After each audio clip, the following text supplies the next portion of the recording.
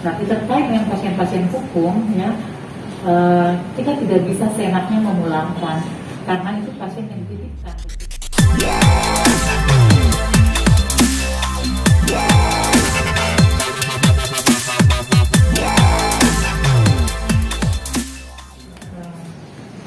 Terima kasih Mbak dari Trans TV ya. Jadi pasien atas nama IAP ini ketika masuk di sini ya dalam kondisi yang baik aja karena mampu untuk menjawab pertanyaan, tidak dalam kondisi penurunan kesadaran. Jadi komunikasi dengan yang bersangkutan itu cukup baik.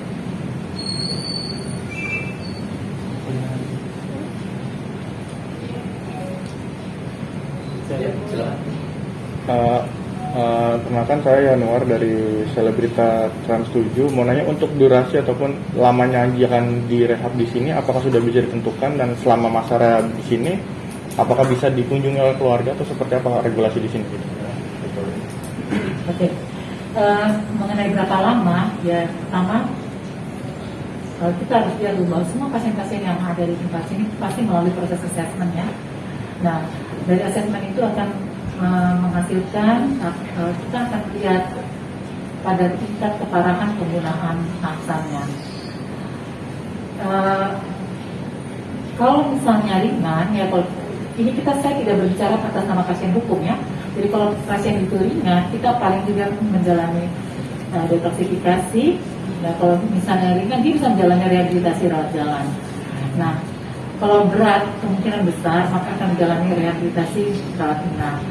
Tapi terkait dengan pasien-pasien hukum, ya, kita tidak bisa seenaknya memulangkan karena itu pasien yang dititipkan ke kita.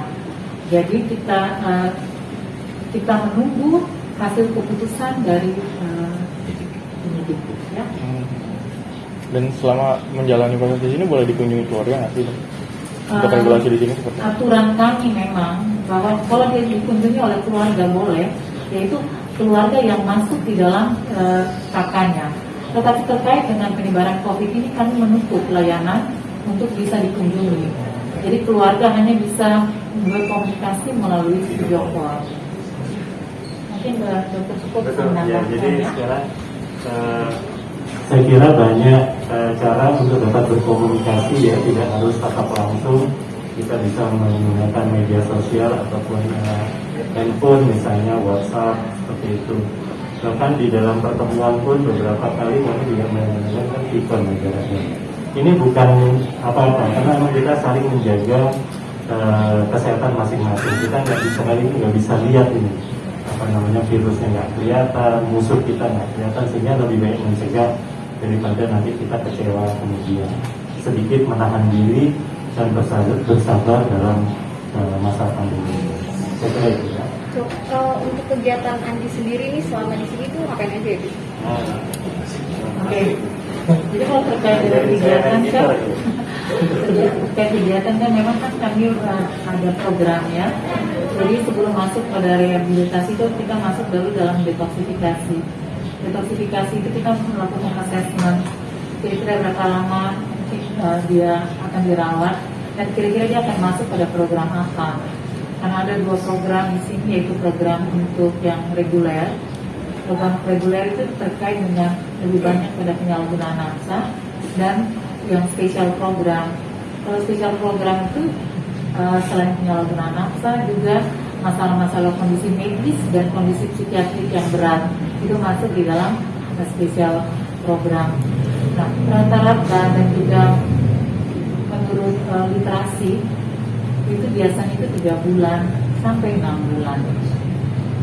Jadi ada program banyak yang akan dilakukan di dalam program-program itu. Misalnya setiap minggu akan ada visit dari spesialis. Setiap hari ada visit dari dokter umum. Kemudian mereka ada grup konseling. Kemudian setiap pagi ada namanya morning meeting. Kemudian kegiatan-kegiatan spiritual, ada juga kadang-kadang kita perlu juga untuk melakukan konseling keluarga karena mempersiapkan dia untuk kembali pada keluarga. Setiap hari Sabtu malam minggu itu ada Saturday Night Activity. Di situ bisa mereka boleh nyanyi, kemudian mereka boleh nonton film. Ada kegiatan-kegiatan yang mereka lakukan. Bahkan kegiatan vokasional kita persiapkan sebagai bagian dari kita memberikan vokasi, mungkin dengan keterampilan-keterampilan yang kami berikan di sini akan berguna bagi mereka setelah keluar dari rehabilitasi. Ada lagi pertanyaan? Untuk Andi sendiri kiranya masuk ke program yang tadi kan seperti yang dokter sampaikan yang apa namanya yang reguler atau yang apa itu untuk yang spesial program yang Andi sendiri kiranya masuk di program yang mana? Saya agak bukan ini, kami agak takut juga ya, ini menyangkut konfidensial ya. Karena ini sudah masuk dalam bagian treatment gitu ya, agak. Ya, jadi pada prinsipnya sih kalau di rumah sakit ketergantungan obat ini treatment pada pasien itu ada standar dan SOP-nya, itu diberlakukan sama, saya kira seperti itu. Jadi berbeda dengan rumah sakit lainnya yang pasiennya itu terkapar gitu ya dirawat. Kalau di sini kan enggak. Yang lebih kita obati atau rehabilitasi adalah mindsetnya, psikologinya, sehingga mereka tidak lagi berpikiran untuk menggunakan kembali nafsa. Kira-kira seperti itulah gambarannya. Jadi di dalamnya tadi Dokter Kala sudah menyampaikan ada beberapa kegiatan-kegiatan yang sifatnya konseling, ya mereka dipantau terus, dievaluasi, dimonitor dan konseling. Kemudian juga diberi kegiatan-kegiatan yang membuat mereka tidak merasa bosan misalnya di sini, karena mungkin sekitar 3 bulan mereka akan di sini dan kehidupan kebutuhan dasar mereka untuk berinteraksi itu tentunya harus dipenuhi, tapi secara terukur gitu dengan kegiatan-kegiatan yang sifatnya membangun semangat dan menyembuhkan atau rehabilitatif. Kira-kira seperti itu sih. Jadi hampir sama semua seperti itu. Oke. Boleh? Silakan Pak. Saya bicara Tingkat. tingkat. Tadi dong selama beberapa ini setelah menjalani rehabilitasi, PAP ini ada mengalami keluhan-keluhan terus.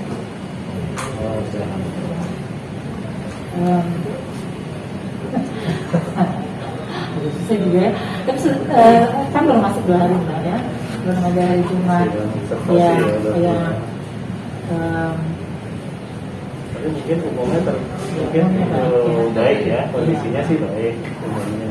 Tadi saya udah bilang bahwa mampu berkomunikasi, dan tidak ada hambatan-hambatan untuk berkomunikasi dengan kami. Jadi nggak ada yang kayak sama Iya, keluhan-keluhan dari keluhan itu berarti nggak ada dari pasien sendiri. Ya, keluhan seperti apa? Misalnya deh, misalnya apa? Demam gitu, Demam gitu. Ya, oke. Nah, karena kan semua yang masuk di sini kan